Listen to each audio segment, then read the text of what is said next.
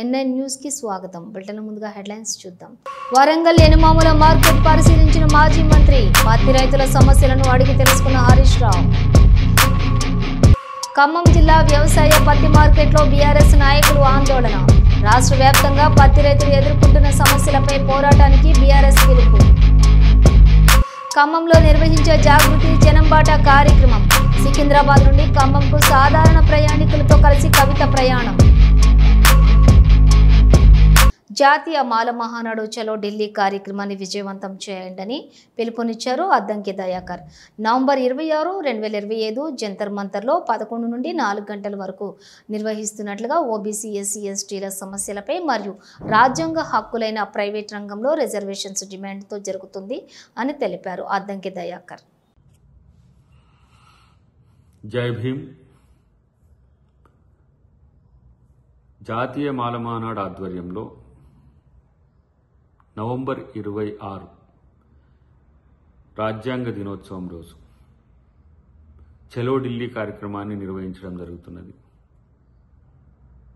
వివిధ రాష్ట్రాల నుంచి పెద్ద ఎత్తున బడుగులు, పెద్ద నాయకులు పాల్గొనే ఆ కార్యక్రమం ఈరోజు నిర్వహించడం జరుగుతుంది. జంతర్ మంతర్ దగ్గర 26వ తారీఖు 11 గంటల నుంచి 4 గంటల వరకు జరిగే ఈ కార్యక్రమం ప్రత్యేకించి రాజ్యాంగ హక్కుల సాధన, బీసీ, ఎస్సీ, ఎస్టీల యొక్క హక్కుల గురించి, తర్వాత రాజ్యాంగ పరిరక్షణ, రాజ్యాంగానికి ప్రమాదం వచ్చిందనే చర్చ జరుగుతున్న క్రమంలో దేశవ్యాప్తంగా దళిత, ఆదివాసీ, గిరిజన, ఓబీసీ మేధావులు కూడా ఒక పెద్ద ఎత్తున ఆలోచన చేస్తున్నారు. కాబట్టి వాళ్ళందరినీ కూడా అక్కడికి పిలవాలని ఒక ఆలోచన చేసినాం. దానికి తోడు ఇక్కడ రాష్ట్రంలో జరుగుతున్న 42% రిజర్వేషన్లు అనే దానికి మద్దతు తెలుపుతూనే ఈరోజు బీసీలకు చట్టసభల్లో రిజర్వేషన్లు, తర్వాత ప్రైవేట్ రంగంలో రిజర్వేషన్లు, ఇది సుదీర్ఘకాలంగా పెండింగ్లో ఉన్న అంశాన్ని ఒకసారి జాతి ముందు ప్రస్తావన తెచ్చేందుకు ఈ కార్యక్రమం చేస్తున్నాం. అదేవిధంగా మాలలకున్న మౌలికమైన అంశాలన్నింటినీ కూడా ఇప్పుడు ఏదైతే రోస్టర్ పాయింట్లో నష్టం జరుగుతుందనే అంశాన్ని కూడా ప్రస్తావన తీసుకురావడం ఒకటి. ప్రధానంగా ఎస్సీ, ఎస్టీ, బీసీలకు రాజ్యాంగ హక్కుల సాధన కోసం ఒక ప్రత్యేకమైన కార్యాచరణ తీసుకోవాలని, పూలే అంబేద్కర్ ఐడియాలజీతో ముందుకు పోవాలని జాతీయ మాల మహానాడు భావిస్తుంది. కాబట్టి ఈ పెద్ద కార్యక్రమం తీసుకోవడం జరిగింది. తర్వాత చాలామంది చాలా రోజులుగా వస్తున్న డిమాండ్ ఏంటంటే నూతనంగా కట్టిన పార్లమెంటుకు అంబేద్కర్ పేరు పెట్టాలనే ఒక ఆలోచన వస్తుంది. దాన్ని కూడా ఒక అంశంగా పెట్టినాం. తర్వాత కరెన్సీ నోట్ల మీద కూడా అంబేద్కర్ గారి బొమ్మ పెట్టాలని ఒక ఆలోచన చాలామంది చాలా రోజుల నుంచి చేస్తున్నారు. ఒక ఏదైనా నోటుకు కానీ లేకపోతే ఒక స్పెసిఫిక్ దానికి రిజర్వ్ బ్యాంక్ ఆఫ్ ఇండియా పుట్టుకకు కారణము అంబేద్కర్ గారు కాబట్టి ఆ డిమాండ్ కూడా వస్తుంది. కాబట్టి ఈరోజు ఈ దేశంలో ఉన్న బడుగుల యొక్క అస్తిత్వం, సామాజిక న్యాయ పునాదిని మళ్ళొక్కసారి పునరాలోచించుకోవడానికి కేంద్ర ప్రభుత్వాలు, ఇటు రాష్ట్ర ప్రభుత్వాలు కూడా భద్రాద్రి కొత్తగూడెం పాల్వంచ పరిధిలోని జ్యోతినగర్ ప్రాంతంలో ఉండే మహాత్మా గాంధీ జ్యోతి బాపులే గురుకుల పాఠశాలలో 2 7వ తరగతి విద్యార్థినులు అదృశ్యమయ్యారు. నిన్నటి నుండి తమ పిల్లలు కనిపించడం లేదని పాఠశాల సిబ్బంది పోలీసులకు ఫిర్యాదు చేసినా పట్టించుకోవటం లేదని కుటుంబ సభ్యులు ఆందోళన వ్యక్తం చేశారు.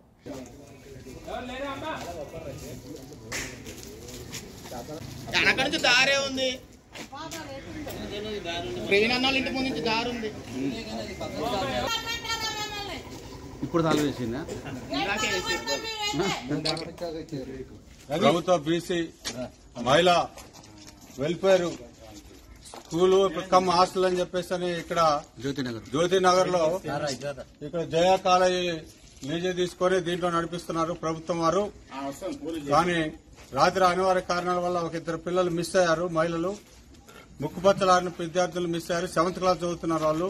కానీ ఇప్పుడు 7 గంటలు అవుతున్నా కూడా, సమయం 11 అవుతున్నా కూడా రాత్రి వాచ్మెన్ ఇక్కడ కనీస బాధ్యత లేకుండా తాళాలు వేసుకొని మేము వచ్చి పార్టీ తరఫు నుంచి వచ్చి కూడా మేము ఇక్కడ 4 గంటల నుంచి ఇక్కడ గేట్ ఎదురు కూడా మేము పెట్టేయించినా కూడా కనీసం ఎవరు కూడా సమాధానం చెప్పే పరిస్థితి లేదు. గేట్ వేసుకుని తీసే పరిస్థితి లేదు. నిన్న హాలిడే స్టూడెంట్స్ వస్తే వాళ్ళని తిరిగి రిటర్న్ పంపిస్తున్నారు. పోలీసు కూడా రాలేదు. పేరెంట్స్ వచ్చినా కూడా పేరెంట్స్ పోలీస్ స్టేషన్ పోయి కంప్లైంట్ ఇచ్చినా కూడా పోలీసు వారు ఇంతవరకు రాలేదు. ఈ పాలవంచలో ప్రభుత్వం ఉందా, గవర్నమెంట్ పనిచేస్తుందా లేదా అర్థం కాని పరిస్థితిలో ఉన్నారు. ఇలా జరిగితే రేపు పరిస్థితి లా అండ్ ఆర్డర్ ప్రాబ్లం వచ్చే విధంగా ఉంది. ఏం జరుగుతుందో కూడా వీళ్ళ కనీసం ఏ సమాధానం లేదు. వాళ్ళకి కావాల్సినటువంటి సీసీ కెమెరాలు లేవు. పిల్లలు పోకుండా వాచ్మెన్ ఏం చేస్తున్నారో ఎవరికి చెప్పేది లేదు. పత్తి రైతులను కలిసేందుకు వరంగల్ ఎనుమాముల మార్కెట్కి మాజీ మంత్రి హరీష్ రావు మండలి ప్రతిపక్ష నేత మధుసూదనాచారి వరంగల్ జిల్లా నాయకులు చేరుకున్నారు. ముఖ్యంగా 8 మంది బీజేపీ ఎంపీలు గెలిచారు. ఏం చేస్తున్నారు మీరు? 8 మంది బీజేపీ ఎంపీలు కేంద్రం మీద ఒత్తిడి తేవాల్సిన బాధ్యత లేదా? పత్తి రైతులు ఆత్మహత్యలు చేసుకుంటే మీకు కనికరం లేదా అని నేను అడుగుతా ఉన్నా. ఈరోజు ఈ 8 మంది ఎంపీల పరిస్థితి ఎట్లుందంటే ఆ పంట పొలాల్లో ఉండే దిష్టి బొమ్మలు మీకంటే నయం. కనీసం ఆ దిష్టి బొమ్మలన్నా ఆ కోతులు రాకుండానో, అడవి పందులు రాకుండానో, పక్షులు రాకుండానో అన్నా ఆ దిష్టి బొమ్మలు పనిచేస్తాయి. మీరేం లాభం? 8 మంది ఎంపీలు గెలిచి ఒక్కసారి నోరు విప్పరు, పత్తి రైతుల గురించి మాట్లాడరు, కేంద్ర ప్రభుత్వాన్ని ప్రశ్నించరు. ఇక 8 మంది కాంగ్రెస్ ఎంపీలు గెలిచిండ్రు. ఎంతసేపు కేసీఆర్ ను తిట్టుడు, బీఆర్ఎస్ ను తిట్టుడే. మీరు ఎన్నడన్నా పత్తి రై ఎందుకు గొంటలేరు అని పార్లమెంట్ లో 8 మంది కాంగ్రెస్ ఎంపీలు నిలదీశారా, ప్రశ్నించారా? కాంగ్రెస్ ప్రశ్నించదు, బీజేపీ అడగదు. ఇవాళ బీజేపీ ప్రభుత్వము బడా బడా పారిశ్రామికవేత్తలకు 1,00,000 కోట్ల రూపాయల రుణమాఫీ చేశారు. 1,00,000 కోట్లు మాఫీ చేశారు. మరి మా రైతులకు ఎందుకు చేయరు?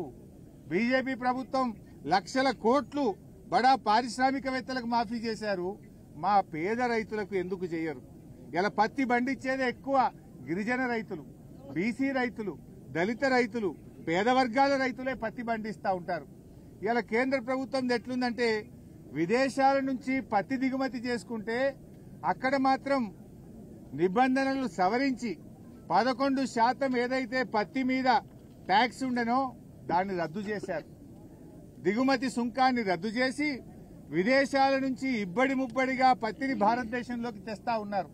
దాంతో పత్తికి, మన రైతులు పండించిన పత్తికి డిమాండ్ తగ్గింది. వ్యాపారస్తులు కొనడం లేదు. 8,100కు అమ్మాల్సిన పత్తి వ్యాపారస్తులు 5,000-6,000కు కూడా కొంటలేరు. ఏమైందయ్యా అంటే మోడీ గారి ప్రభుత్వం విదేశాల నుంచి పత్తిని తెస్తా ఉంది, దిగుమతి సుంకాన్ని రద్దు చేసింది బీజేపీ ప్రభుత్వం.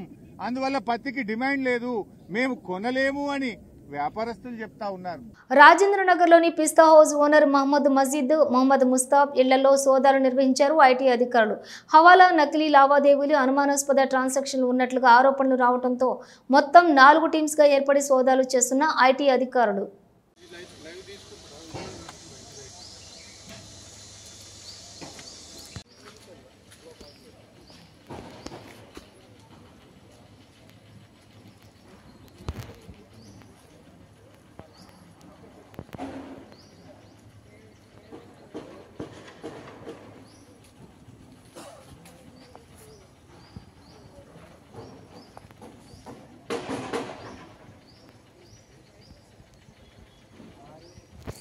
హైదరాబాద్ జలమండలి ఎండీ అశోక్ రెడ్డి జల్ సంచయ్ జన్ భాగీదారీ అవార్డు అందుకున్నారు.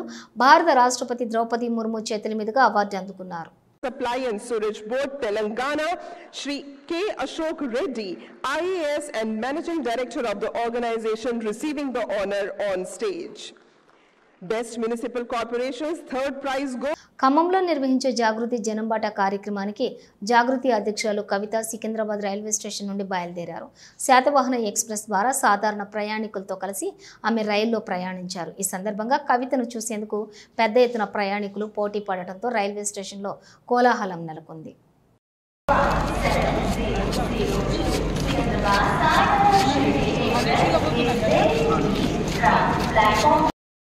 Number 12724 New Delhi, Hyderabad, and number 8.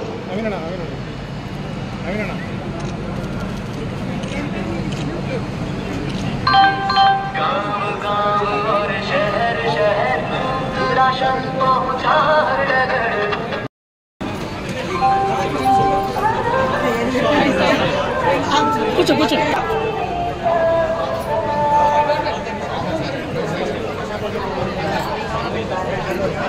जगह passenger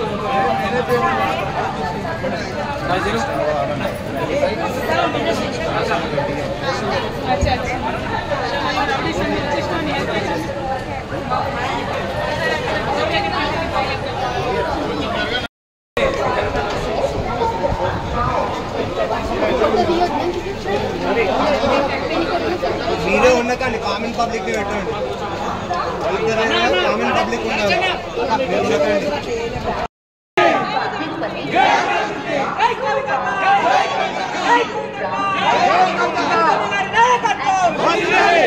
Time of 17:15 minutes. Khammam జిల్లా వ్యవసాయ పత్తి మార్కెట్లో ఖమ్మం జిల్లా బీఆర్ఎస్ నాయకులు ఆందోళనకు దిగారు. పత్తి రైతుల పట్ల కేంద్ర రాష్ట్ర ప్రభుత్వాల వివక్షతను నిరసిస్తూ ఆందోళన చేశారు. రాష్ట్ర వ్యాప్తంగా పత్తి రైతులు ఎదుర్కొంటున్న సమస్యలపై ఆందోళన కార్యక్రమాలు చేపట్టాలని బీఆర్ఎస్ పార్టీ రాష్ట్ర వర్కింగ్ ప్రెసిడెంట్ కేటీఆర్ పిలుపు మేరకు ఈ కార్యక్రమం నిర్వహించారు.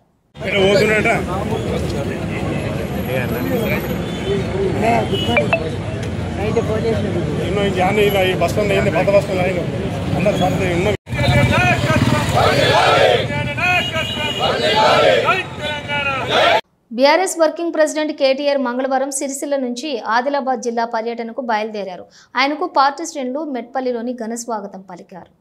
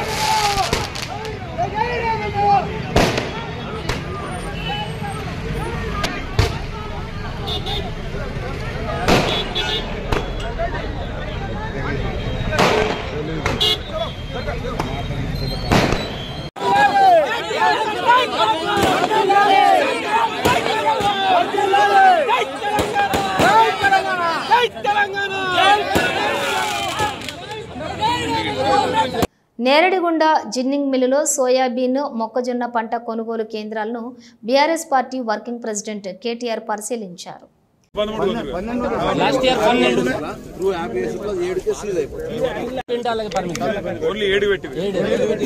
తెలుసా ఇప్పుడు ఏమైందో అసలు కేంద్ర ప్రభుత్వం ఏం చేసింది? ఇప్పుడు పత్తి మన దగ్గర ఎక్కువ కొనకుండా బయటకు వెళ్ళి తెప్పిస్తుంది, బయట దేశాలకు వెళ్ళి తెప్పిస్తాను. మీకు ఐడియా ఉందా? తెలుసుకోవాలి.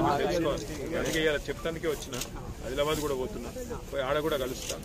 ఈ సోయాది పత్తిది ఇప్పించేదాకా ప్రభుత్వాన్ని లొల్లి పెట్టైనా సరే, గడబడి చేసైనా సరే, రోడ్లు ఎక్కైనా సరే, ధర్నాలు చేసినా ఇప్పించే బాధ్యత.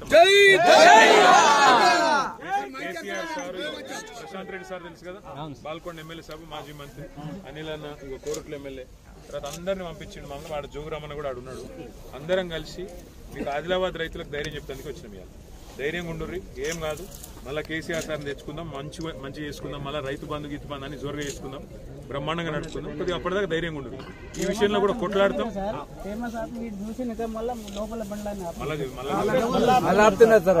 అందుకే సిసిఐ వాళ్ళని కూడా కలుస్తాం. మేము గడబడి చేయించి వాళ్ళకి కొనిపించే బాధ్యత మా కన్నడ మేము నల్లాడతాం. మీరు గట్టిగా ఉండరు, ధైర్యంగా ఉండరు. ఆదిలాబాద్ పోయేస్తాం.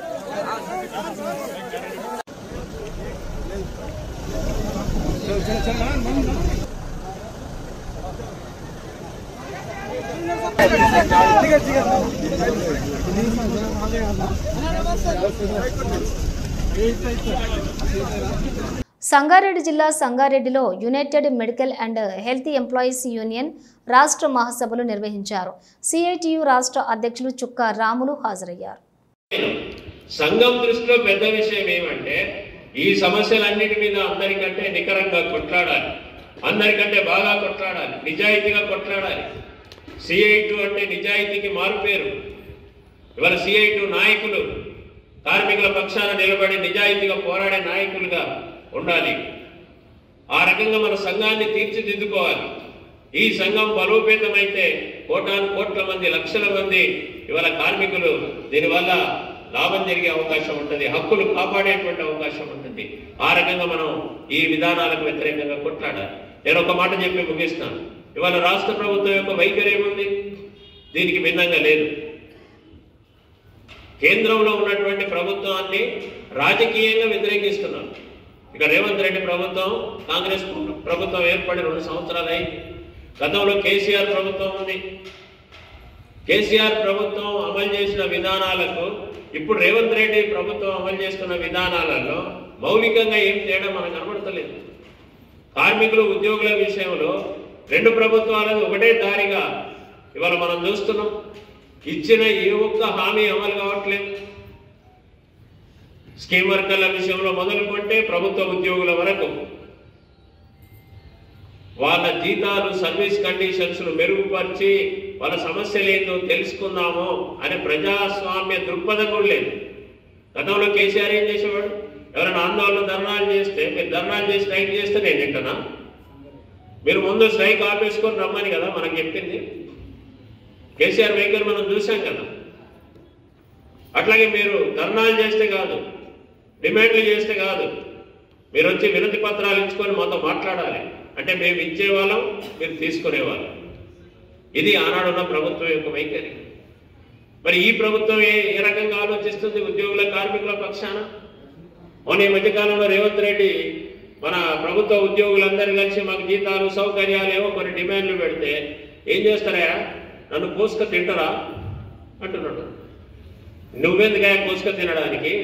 కోసుక తినాలనుకుంటే ప్రజలకు చాలా జంతువులు ఉన్నాయి. నువ్వు జంతువు కాదు కదా, నువ్వు ముఖ్యమంత్రి, పరిపాలన చేయాలని చెప్పి కదా నేను సింహాసనం మీద కూర్చోమని చెప్పింది ప్రజలు. ఆ మాట మాట్లాడొచ్చా? ఇంకో మాట చెప్తున్నాడు. సరేనయ్యా, మరి మీకు ఇన్ని కష్టాలుంటే ఓ పెద్ద సభ పెడతాడట ఆయన. ఓ 10 లక్షల మందిని పిలిచి సభ పెడతాడట. మిమ్మల్ని కూడా పిలుస్తాం, మీ నాయకుల్ని కూడా పిలుస్తాం, మీరు కూడా రండి, అక్కడ ప్రజలను అడుగుదామంటుండు. ఏమని అడుగుతాడట? ఏమైనా వృద్ధాప్య పింఛన్లు మానేయాలన్నా, రైతు మందు మానేయాలన్నా? ఇదేదో సామెత ఉంది కదా, చాట్లో తౌడు పోసి కుక్కల కొట్టాడ పెట్టినట్టు ఉండదు పద్ధతి. ఇట్లా మాట్లాడొచ్చా ఎన్నికైన ముఖ్యమంత్రి? ఈ సమస్య లేదో నాయకుడిని పిలువు, కూర్చో, చర్చించు, ఎప్పుడు పరిష్కారం చేస్తావు చెప్పు. అంటే నా దగ్గర ఆదాయం లేదు, వచ్చిందంతా వడ్డీలో కట్టడానికే సరిపోతుంది. అంత అమాయకుడు వారు. కాంగ్రెస్ పార్టీకి రాష్ట్ర అధ్యక్షుడిగా ఉన్నావు కదా, రాష్ట్ర అధ్యక్షుడిగా ఉండి, పార్లమెంట్ సభ్యుడిగా ఉండి ఏమీ తెలియకుండానే మేనిఫెస్టో తయారు చేసినావా? రంగారెడ్డి జిల్లా రాజేంద్రనగర్ పోలీస్ స్టేషన్ పరిధిలోని హైదర్గూడ, ఎర్రబోడ, పిఎన్టీ కాలనీలో రాజేంద్రనగర్ ఏసీపీ శ్రీనివాస్ ఆధ్వర్యంలో 300 మంది పోలీసులతో కార్డన్ సెర్చ్ నిర్వహించారు. సరైన పత్రాలు లేని 38 ద్విచక్ర వాహనాలు, పిఎన్టీ కాలనీలో సరైన వీసా లేని 3 ఉగాండా దేశస్తులను అదుపులోకి తీసుకున్నారు. TS number 12. సికింద్రాబాద్ విద్యార్థులు చదువుతో పాటు క్రీడల పట్ల కూడా శ్రద్ధ చూపాలని మాజీ మంత్రి సనత్ నగర్ ఎమ్మెల్యే తలసాని శ్రీనివాస్ యాదవ్ అన్నారు. మంగళవారం సనత్ నగర్లోని గ్రౌండ్లో ప్రభుత్వ గుర్తింపు పొందిన స్కూల్స్ విద్యార్థుల స్పోర్ట్స్ మీట్ను ఆయన ముఖ్య అతిథిగా హాజరై ప్రారంభించారు.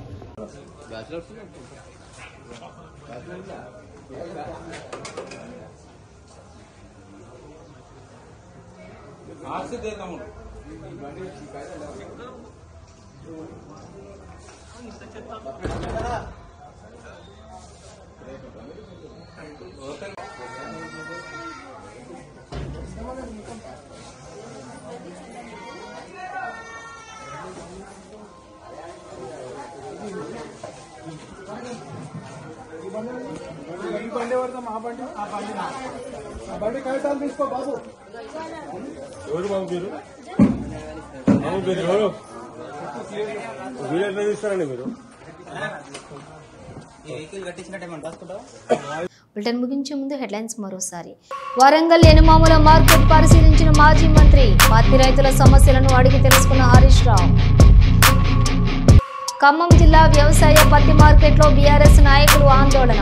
రాష్ట్ర వ్యాప్తంగా పత్తి రైతులు ఎదుర్కొంటున్న సమస్యలపై పోరాటానికి బీఆర్ఎస్ పిలుపు. ఖమ్మంలో నిర్వహించే జాగృతి జనంబాట కార్యక్రమం.